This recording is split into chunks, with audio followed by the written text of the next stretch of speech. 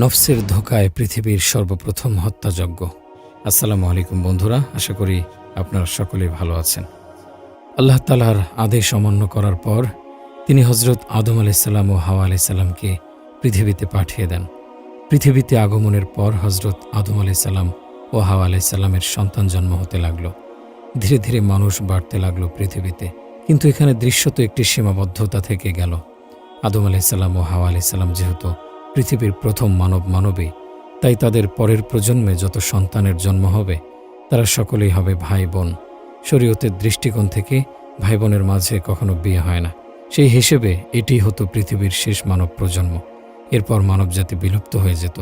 কিন্তু এখানে তো পুরো মানবজাতির অস্তিত্বের প্রশ্ন, তাই বিশেষ একটি ব্যবস্থার মাধ্যমে এর সমাধান করা হলো।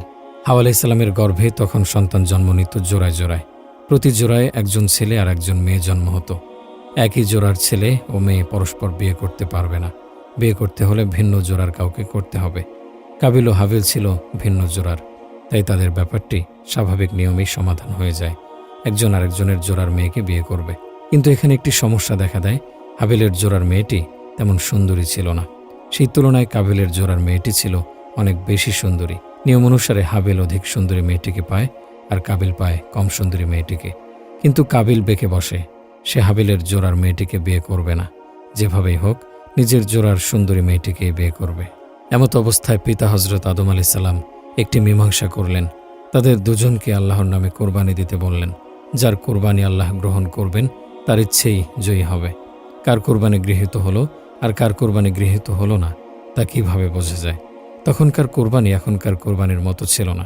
সে সময়ে কোনো জিনিস কোরবানি দিলে আসমান থেকে আগুন এসে ওই জিনিসকে পুড়িয়ে দিত। কুরবানির বস্তুকে ভূমি থেকে উপরে কোনো স্থানে উপস্থাপন করা হতো। আকাশ থেকে আগুন এসে যদি বস্তুকে পুড়িয়ে দিত তাহলে বোঝা যেত আল্লাহ কর্তৃক কুরবানি গৃহীত হয়েছে। তো পিতা আদম আলাইহিসসালামের দেয়া মীমাংসা অনুযায়ী তারা উভয়ই কুরবানির বস্তু উপস্থাপন করল। হাবিল একটি সুস্থ মোটাতাজা দুম্বা উৎসর্গ করল, অপরদিকে কাবিল তার কিছু সবজি ও শস্য উৎসর্গ করল। তখন সবজি ও শস্য কোরবানির জন্য উৎসর্গ করা যেত। কোনো কোনো উৎস থেকে জানা যায় হাবিল উৎসর্গ করেছিল উৎকৃষ্ট মানের দুম্বা আর কাবিলের শস্য ছিল নিকৃষ্ট মানের। আল্লাহ হাবিলের কোরবানিকেই কবুল করলেন। উপর থেকে আগুন দিয়ে দুম্বাটিকে পুড়িয়ে নিলেন, কিন্তু কাবিলের শস্যকে কিছুই করলেন না। সে হিসেবে বিয়ের নিয়ম আগের মতোই রইল। হাবিল বিয়ে করবে কাবিলের জোড়ায় জন্ম নেয়া মেয়েটিকে। কিন্তু কাবিল এই অপমান সহ্য করতে পারল না। সে ভাবল হাবিলের জন্য তার কোরবানি আল্লাহ গ্রহণ করেননি। কোরবানিতে প্রত্যাখ্যাত হওয়াতে এবং স্ত্রী হিসেবে কাঙ্ক্ষিত মেয়েকে না পাওয়াতে সে অত্যন্ত ক্রোধান্বিত হয়ে গেল। ক্রোধের বশে হাবিলকে সে বলল, তোর ইচ্ছে কোনোভাবেই আমি পূরণ হতে দেব না। প্রয়োজনে তোকে হত্যা করব, যেন তুই আমার জোড়ার মেয়েটিকে বিয়ে করতে না পারিস। কাবিলের এমন আচরণে হাবিল অনেক সুন্দর উত্তর দিয়েছিল। সে বলেছিল, আল্লাহ তাদের কোরবানি কবুল করেন যার উদ্দেশ্য সৎ। আর তুমি আমাকে হত্যা করার উদ্দেশ্যে হাত বাড়ালেও আমি আমার হাত তোমার দিকে সম্প্রসারিত করব না, কারণ আমি আমার প্রতিপালককে ভয় করি। কিন্তু এই কথায় কাবিলের উদ্দেশ্যের কোনো পরিবর্তন হলো না। উল্টো তার নফস তাকে ভাতৃহত্যায় উদ্বুদ্ধ করল।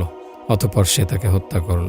এরপরই কাবিলের মন গলে যায় এবং অনুভব করে, আহারে কত বড় ভুল করে ফেলল সে। নিজের ভাইকে নিজ হাতে মেরে ফেলল। এর চেয়ে বড় ধৃষ্টতা আর কি হতে পারে?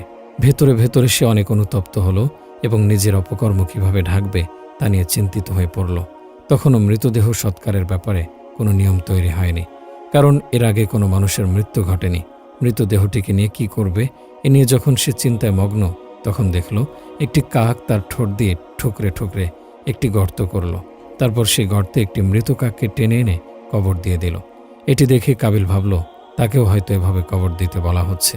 তাই একটি গর্ত করে সে তার ভাইকে কবর দিয়ে দিল। ইসলামের ইতিহাস অনুসারে এটিই ছিল মানবজাতির প্রথম কবর। কোনো কোনো উৎস থেকে জানা যায় কাক দুটি ছিল ফেরেশতা এবং এদেরকে আল্লাহই পাঠিয়েছিলেন যেন এদের দেখে কাবিল শিখতে পারে। আর একটি কথা না বললেই নয়, পৃথিবীতে যতগুলো হত্যাকাণ্ড ঘটবে তার পাপের একটি অংশ কাবিলের নামেও যাবে। এ প্রসঙ্গে একটি হাদিস আছে।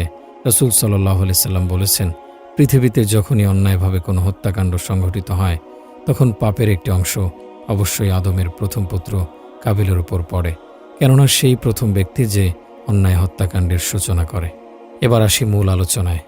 আপনাদের বোঝার সুবিধার্থে এই ঘটনাটি এখানে উল্লেখ করলাম। কাবিল কর্তৃক হাবিলকে হত্যার ঘটনা আমরা কম বেশি সবাই জানি। এটা কি জানি কাবিল তার ভাই হাবিলকে হত্যা করতে নফস উদ্যত করেছিল? এই নফসের ধোকায় পড়ে কাবিল তার ভাইকে হত্যা করেছে। এ ব্যাপারে কোরআনে বর্ণিত আছে, ফাতাওয়াআত লাহু নফসুহু কতলা আখিহি ফাকাতালাহু ফাআসবাহা মিনাল খাসিরিন। অতঃপর তার নফস তাকে ভাতৃহত্যায় উদ্বুদ্ধ করল, অনন্তর সে তাকে হত্যা করল, ফলে সে ক্ষতিগ্রস্তদের অন্তর্ভুক্ত হয়ে গেল। দেখুন, এই আয়াতে সুস্পষ্টভাবে বলা হয়েছে কাবিলকে তার নফস উদ্বুদ্ধ করেছে তার ভাইকে হত্যা করতে। যদিও প্রকৃতপক্ষে মেইলি কারণে সে বেঁকে বসে, কিন্তু সেটাও ছিল নফসেরই ধোঁকা। শেষ পর্যন্ত নফসের গোলামি করে সে তার ভাইকে হত্যা করে। নফস কি না করতে পারে যদি তা লাগাম ছাড়া হয়। পৃথিবীর ইতিহাসে সর্বপ্রথম হত্যাযজ্ঞ নফসের তাড়নায় সংঘটিত হয়। আর এই নফসের কারণেই আজ অবধি যত হত্যার ঘটনা ঘটবে, প্রত্যেক হত্যার পাপের একটা অংশ কাবিলের নামেও যাবে। যদিও শয়তান ছিল সেখানে পরামর্শদাতা, তবে সবকিছু বাস্তবায়ন করেছে কাবিলের নফস। একটা লাগামহীন নফস কাবিলকে দিয়ে হত্যার সূচনা করে, একটি পাপ কাজের সূচনা করে। এখন এই লাগামহীন নফস আমাদের দিয়ে কোনো পাপ কাজের সূচনা করবে না, তার কি কোনো গ্যারান্টি আছে? না, নেই। তা এখনও বলবৎ আছে। এখনও এরকম অনেক পাপ কাজের সূচনা হচ্ছে, যা মূলত শয়তানের পরামর্শ আর নফসের বাস্তবায়নে হয়। এখন আপনি আমি যদি নফসের উপর লাগাম না দিই, তাহলে আমাদের দ্বারাও নতুন নতুন পাপ কাজের সূচনা হবে। আর সেই পাপ কাজে পৃথিবীতে যতদিন সংগঠিত হবে, সেই পাপ কাজের একটা গুনাহের অংশ আপনার আমার কাঁধেও যাবে। তাই সময় থাকতে আমাদের প্রত্যেকের উচিত নফসের উপর লাগাম দেয়া, নফসের বিরুদ্ধে লড়ে যাওয়া।